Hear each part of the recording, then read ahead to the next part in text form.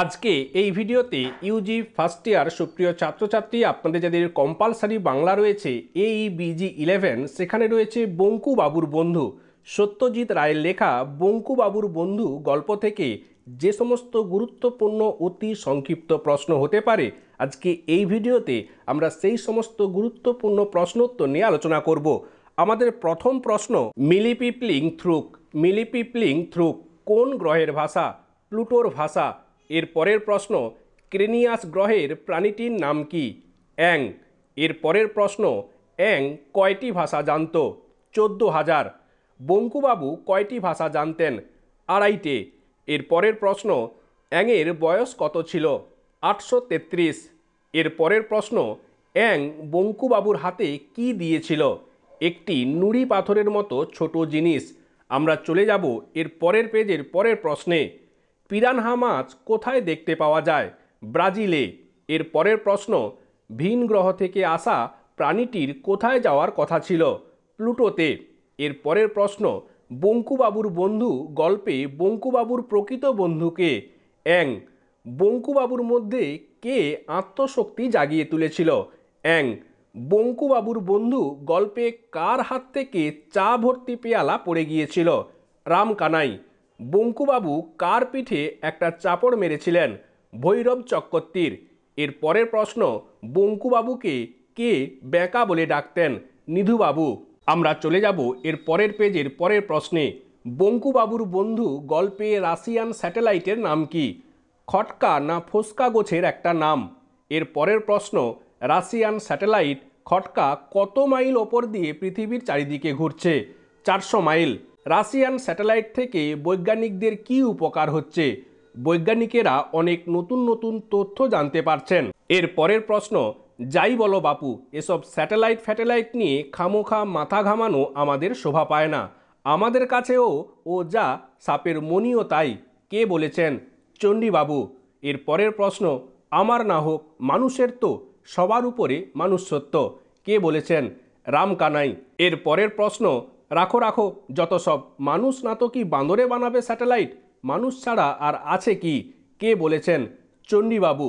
চণ্ডীবাবুর আরও একটা উক্তি, রকেট ধুয়ে কোন জলটা খাবে শুনি? যদি এই রকম প্রশ্ন আসে, রকেট ধুয়ে কোন জলটা খাবে শুনি, কে বলেছেন? চণ্ডীবাবু। আমরা চলে যাব এর পরের পেজের পরের প্রশ্নে। ঠিক বলেছেন, আমাদের কাছে রকেটও যা, ঘোড়ার ডিমও তাই। কে বলেছেন? রামকানাই। বেঁকা আবার কি বলছে হে? কে আসবে এইখানে? কোত্থেকে আসবে? কে বলেছেন? নিধুবাবু। এর পরের প্রশ্ন, বাহ বঙ্কুবিহারী বাহ, অন্য গ্রহ থেকে লোক আসবে এইখানে, এই গণ্ডগ্রামে? লন্ডন নয়, মস্কো নয়, নিউ ইয়র্ক নয়, মায়ে কলকাতাও নয়, একেবারে এই কাঁকুড়গাছি? তোমার তো শখ কম নয়। কে বলেছেন? ভৈরব চক্রবর্তী। এর পরের প্রশ্ন, দেখো বাইরের গ্রহ থেকে যদি লোক আসেই, তবে এটা জেনে রেখো যে তারা এই পোড়া দেশে আসবে না। কে বলেছেন? শ্রীপতিবাবু। এর পরের প্রশ্ন, আমার কিন্তু বাবা মনে হয় যে বঙ্কু ঠিকই বলেছেন। বঙ্কু বিহারীর মতো লোক যেখানে আছে সেখানে আসাই তো তাদের পক্ষে স্বাভাবিক। কি বলো নিধু? ধরো যদি একটা স্পেসিমেন নিয়ে যেতে হয়, তাহলে বঙ্কুর মতো দ্বিতীয় মানুষটি কোথায় পাচ্ছে শুনি? কে বলেছেন? চণ্ডীবাবু। আমরা চলে যাব এর পরের পেজের পরের প্রশ্নে। ঠিক, বুদ্ধি বলো, চেহারা বলো, যাই বলো, বেঁকা একেবারে আইডিয়াল। কে বলেছেন? নিধু মুক্তার। এর পরের প্রশ্ন, একেবারে জাদুঘরে রাখার মতো কিংবা চিড়িয়াখানায়। কার সম্বন্ধে এবং কে এমন মন্তব্য করেছেন? বঙ্কুবাবুর সম্বন্ধে এমন মন্তব্য করেছেন রামকানাই। এর পরের প্রশ্ন, দেখবেন বঙ্কুদা, আজ আবার অমাবস্যা, মঙ্গলবার, মানুষ কিন্তু ভূতেরও বাড়া। কে বলেছেন? রামকানাই। এর পরের প্রশ্ন, no sir, Bengali Kayastha sir. কে বলেছেন? বঙ্কুবাবু। এর পরের প্রশ্ন, কার বাঁশবাগানের মাঝ বরাবর এসে বঙ্কুবাবু একটা আলো দেখতে পেয়েছিলেন? পঞ্চা ঘোষ। আমরা চলে যাব এর পরের পেজের পরের প্রশ্নে। কোন পত্রিকায় কুন্তলিন পুরস্কারের জন্য জগদীশচন্দ্র বসু নিরুদ্দেশের কাহিনী বলে একটি গল্প প্রকাশ করেছিলেন? কুন্তলিন পত্রিকা। এর পরের প্রশ্ন, শুক্রভ্রমণ কল্প কাহিনীমূলক গ্রন্থটি কার লেখা? জগদানন্দ রায়। এর পরের প্রশ্ন, শুক্রভ্রমণ কোন পত্রিকায় প্রকাশিত হয়েছিল? ভারতী পত্রিকা। আমাদের পরের প্রশ্ন, অতি জনপ্রিয় কাল্পনিক চরিত্র ঘনাদা কার সৃষ্টি? প্রেমেন্দ্র মিত্র। এর পরের প্রশ্ন, বিদেশের সাহিত্যে সায়েন্স ফিকশনের জনক কাকে বলা হয়? Joule Verne. এর পরের প্রশ্ন, বঙ্কুবাবুর ছাতা ও খয়েরি ক্যাম্বিসের জুতো কে লুকিয়ে রেখেছিলেন? চণ্ডীবাবু। এর পরের প্রশ্ন, নিধুবাবু যদি বঙ্কুবাবুকে বেঁকা বলে ডাকেন তাহলে বঙ্কুবাবু নিধুবাবুকে কি বলে ডাকবেন বলে জানিয়েছেন? ছেঁদা। আমরা চলে যাব এর পরের পেজের পরের প্রশ্নে। মিক্রোমেগাস উপন্যাস কার লেখা? ভলতেয়ার। এর পরের প্রশ্ন, কোন উপন্যাসে প্রথম গ্রহান্তরের প্রাণীর কথা বলা হয়?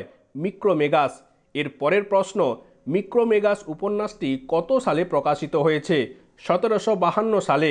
এর পরের প্রশ্ন, চ্যারিয়েট অফ দ্য গডস কার লেখা? Erich von দানিকেন।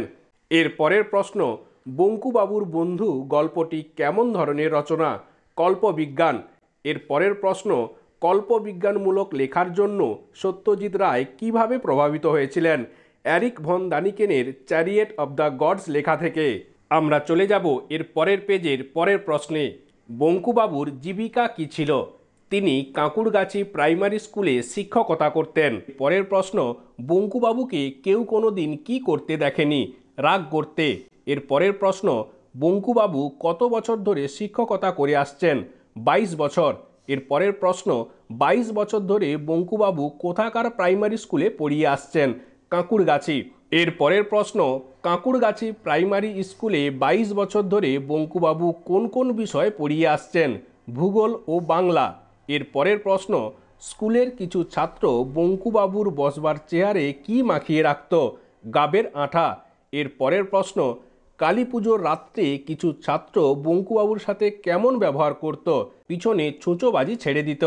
আমরা চলে যাব এর পরের পেজের পরের প্রশ্নে। বঙ্কুবাবুকে ভয় দেখানোর জন্য তেঁতুল গাছের তলায় এক লিকলিকে লম্বা লোক বঙ্কুবাবুর পিঠের উপর ঝাঁপিয়ে পড়ার ফলে কি হয়েছিল? বঙ্কুবাবু ভয় না পেলেও তাঁর চোট লেগেছিল। 3 দিন ঘাড়ে ব্যথা ছিল। তাঁর নতুন পাঞ্জাবিতে কালিটালি লেগে ছিঁড়ে টিঁড়ে একাকার হয়ে গিয়েছিল। এর পরের প্রশ্ন, বঙ্কুবাবুর আড্ডার বন্ধুরা মজা করে পানে আসল মশলার বদলে কি দিয়ে দিত? মাটির মশলা। এর পরের প্রশ্ন, ছোটোখাটোভাবে বঙ্কুবাবুর আড্ডার বন্ধুরা কেমনভাবে বঙ্কুবাবুর পিছনে লাগত? ছাতাটা জুতোটা লুকিয়ে রাখা, পানে আসল মশলার বদলে মাটির মশলা দেওয়া, জোর করে বেঁধে গান গাওয়ানো ইত্যাদি। এর পরের প্রশ্ন, বঙ্কুবিহারী কেমন মানুষ ছিলেন? বঙ্কুবাবু একেবারে সাদাসিধে সরল নিরীহ মানুষ ছিলেন। তিনি প্রাইমারি স্কুলের বাংলা ও ভূগোলের মাস্টার ছিলেন। স্কুলের কিছু ছাত্র তাঁর সাথে বিরক্তিকর ব্যবহার করত, কিন্তু বঙ্কুবাবু ছাত্রদের বিরক্তিকর ব্যবহারে বিশেষ কিছু মনে করতেন না। প্রতি শনি রবিবার তিনি শ্রীপতিবাবুর আড্ডায় যেতেন। সেখানে তাঁর সরলতার সুযোগ নিয়ে তাঁর বন্ধুরা তাকে নিয়ে ঠাট্টা তামাশা করতেন এবং সুযোগ পেলেই তাকে অপদস্থ করতেন। ছাত্রদের বিরক্তিকর ব্যবহারে বঙ্কুবাবু বিশেষ কিছু মনে না করলেও বন্ধুদের তাঁর পিছনে লাগা তিনি কিছুতেই বরদাস্ত করতে পারতেন না। একদিন বঙ্কুবাবুর সাথে অন্য একটি গ্রহের প্রাণী অ্যাংয়ের দেখা হয়েছিল। বস্তুত এই অ্যাংই বঙ্কুবাবুর প্রকৃত বন্ধু, যে তার মধ্যে আত্মশক্তি জাগিয়ে তুলেছিল। এরপর বঙ্কুবাবু তাঁর তথাকথিত বন্ধুদের ত্যাগ করেছিলেন। এই ছিল আজকের ভিডিও। পরবর্তী আপডেটের জন্য অবশ্যই এই ছোট্ট চ্যানেলটির সাথে যুক্ত থাকবেন। আজকে তাহলে এখানেই শেষ করছি। আপনারা প্রত্যেকে ভালো থাকুন, সুস্থ থাকুন। আপনাদের প্রত্যেকের সুস্থতা কামনা করি। ধন্যবাদ।